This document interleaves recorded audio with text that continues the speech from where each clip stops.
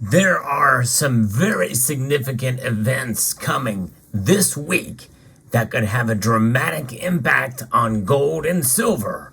I'll explain why as we explore.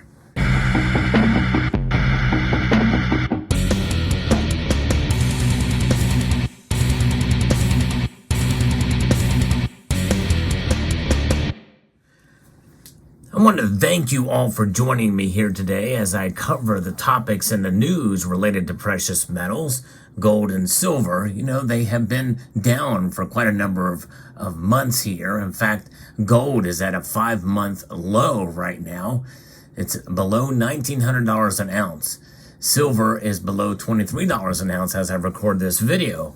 But this week is significant for a number of different events that we're going to be talking about here. If you are new to this channel and have recently subscribed, let me know down in the comment section so that I can properly thank you. And I do appreciate all the new subscribers and my existing subscribers and longtime viewers as well. Thank you for the thumbs up on the videos. It surely does help. So I'm going to be referencing a piece here from Chris Christensen that talks a little bit about some of these significant events that are coming. There's one thing that's not discussed in this video, in this article, that I'm going to discuss as well. There are growing worries that the Federal Reserve will keep interest rates aggressively elevated, and they're doing this to fight inflation. And inflation is on the rise yet again. But this could happen longer than expected, and it's taking its toll on gold and silver prices. There's a lot of optimism that gold can regain its luster by the end of the year. In fact, I'm one of those that believe gold's going to rise again, and I still think silver has room to move to the upside as well. I'm still sticking with my prediction of $28 an ounce. Analysts note that although economic uncertainty is fairly elevated, as China's economy shows signs of stress, the precious metal is not seeing much investor interest as a safe haven asset. Why? Well, because of rising bond yields, which hit a 15-year high last week. They've become significant competition for gold. Some analysts noted that it has become more compelling to hold 3-month U.S. Treasury bills than having gold with a 5% interest rate, essentially, on it. In other words, that's kind of a return on gold here.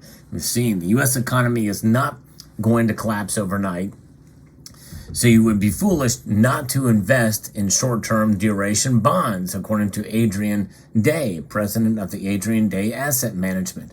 But short-term treasuries is just a parking spot. It is not a long-term investment, and that's very, very true, and that very well could play a role in this for sure. We also have to think about the derivatives market tied to gold and especially silver. Day added that he remains long-term bullish on gold, but it is difficult to ignore the current weakness in the market. December gold futures are closing the week at last week just above $1,900 an ounce, which is down 1.4% from last week. It's the 4th consecutive week of lower prices than the precious metal. And by the way, you'll notice that that number is higher than the actual spot price right now. And most bullion dealers, by the way, and I think this is an essentially, unethical for some of these bullion dealers to list futures prices, which is always higher than the actual spot price. When you are buying gold and silver from your favorite bullion dealer, most of them, in fact, I only know of one that consistently lists the gold and silver prices based off of the actual gold and silver price, not by a combination of futures or options prices. And I think it should be the other way around. I think that we should see the vast majority of the bullion dealers operating based off of a gold and silver spot price, not futures price. That's another discussion for another day. Speaking of Day also says that he's bullish. And Ole Hansen, the head of commodity strategy at Saxo Bank, said he also maintains a long-term bullish outlook for gold, but sees a risk of lower prices into this week. While we remain in a bullish outlook for gold, these developments are highlighted the risk that gold may continue to struggle, attracting demand from investors until something breaks. Earlier, through a credit event, a weaker dollar, or the belief that the Federal Open Market Committee has switched its focus towards cutting rates. Technical traders are unlikely to offer much support until the downtrend is broken, and until then, gold may be at risk at an extension towards about $1,865 an ounce. So he's kind of bearish for through the week here. But it's the Federal Reserve that will continue to dominate the gold market. They are the ultimate manipulator. Though economic data could create short-term volatility in the precious metals market next week, or this week rather, analysts expect to see muted market action as investors wait for Friday as the Federal Reserve Chair Jerome Powell speaks at the central bank's annual retreat in Jackson Hole, Wyoming. These meetings are very significant. So this is one reason why we need to watch and see what he says. Recent development and recent economic data has provided little guidance on the health of the economy, but a growing choir of economists expects that Powell will strike a more dovish tone, even as he says the central bank will keep its options open and remain data dependent. We view the Jackson Hole Symposium as a good opportunity for Chair Powell to start laying the groundwork for the next evolution of the Fed's post-COVID policy guidance, according to analysts at TD Securities. Given recent favorable inflation and labor market data, we expect the end of the tightening cycle message to dominate Fed speak in coming weeks as we approach the September FOMC meeting. That's towards the end of the month, where we're going to have a decision on rate hikes coming. Michelle Schneider, Director of Trading and Education Research at MarketGauge, said that even neutral comments from Powell would be enough to support gold prices, as it would indicate that bond yields have peaked. Schneider added that Powell is in a difficult place as he has tried to maintain an aggressive stance in the face of a slowing economy. There's still a lot of debate and uncertainty as the direction of the economy. We are going to see a recession, a soft landing, deflation, or stagflation. Unlikely deflation, I would say, but regardless, we know that we see some negative effects from higher interest rates at some point. The Federal Reserve will be unable to maintain these aggressive rates while the economy starts to slow. They will have to cut interest rates even as inflation remains high, and these expectations are supporting gold prices. Folks, that is really going to be the telltale sign. Inflation goes up and they cut rates. Are you kidding? That's going to send these metals, I would dare say, soaring if that occurs. Wow. And then we're going to see ourselves into a point of stagflation potentially. Although gold has seen solid selling pressure in the last 4 weeks, Snyder said that the market continues to show resilient strength, pointing out that despite the selling pressure, gold remains above its March low. So gold has pretty much stayed, even though it's at a 5-month low, it's really done well. We're $100 and some away from its all-time high. We have a long road ahead of us for silver to reach its all-time high. But she's not worried about gold, and it's actually probably a pretty good buying opportunity.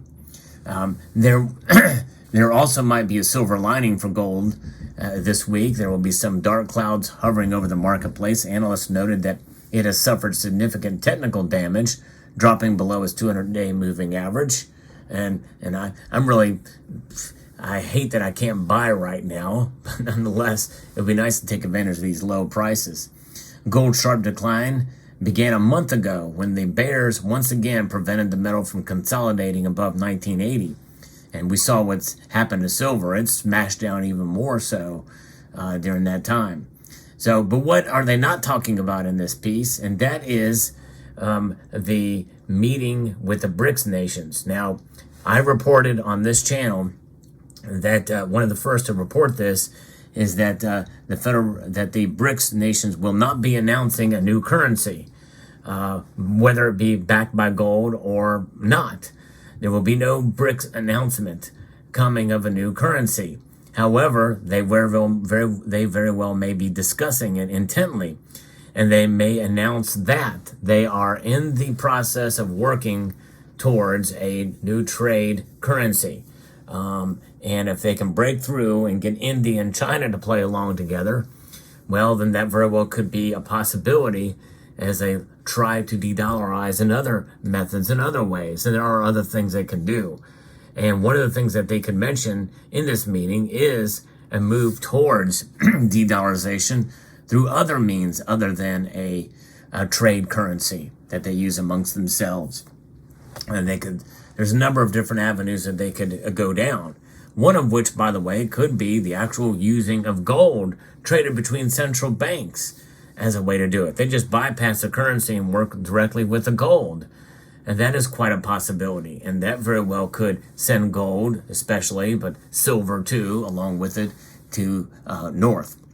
Now, what is coming up this week? Well, tomorrow, Tuesday, we have existing home sales.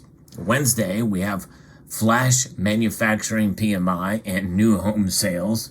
Thursday, we have weekly unemployment claims, durable goods orders, and the Jackson Hole Symposium begins that day.